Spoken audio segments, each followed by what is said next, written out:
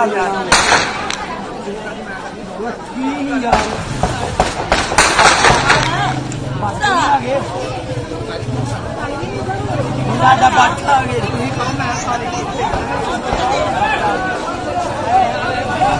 की मौजूदगी में फायरिंग हो रही है और पुलिस इलेक्शन हॉल से सारे जो है ना वो बंदों को निकाल दिया बाहर।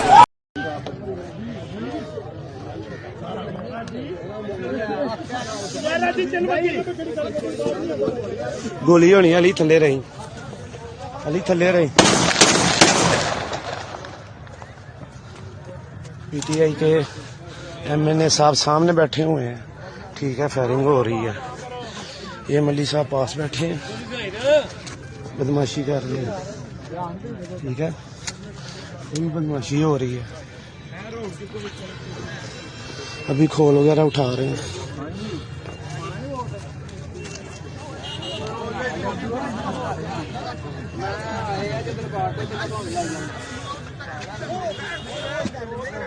ठीक है, फुल बदमाशी, फुल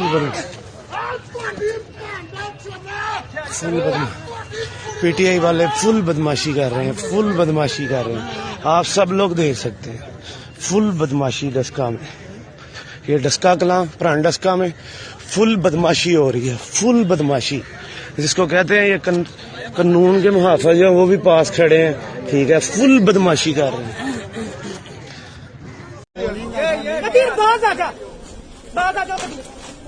नहीं कबीर साहब, वो नहीं कबीर साहब, इधर ठहर जाओ। नहीं, आपको शर्म आई? कितनी दफा आपको रिक्वेस्ट की है कि आराम से पोलिंग होने दें। दुनिया गलियों तक निकल गई। आप मेहरबानी करें, आप मेहरबानी करें। अब आप भी तमीज से करें, हरकतें अच्छी करें। मैं बहुत बड़ा हूँ। नहीं, आप बड़े नहीं है, आप बड़े वाला काम नहीं कर रहे। मेहरबानी, आप बड़ों वाला कोई काम नहीं कर रहे। सॉरी, आप कोई काम नहीं कर रहे। सारी दुनिया सारे वोटर 2 घंटे तो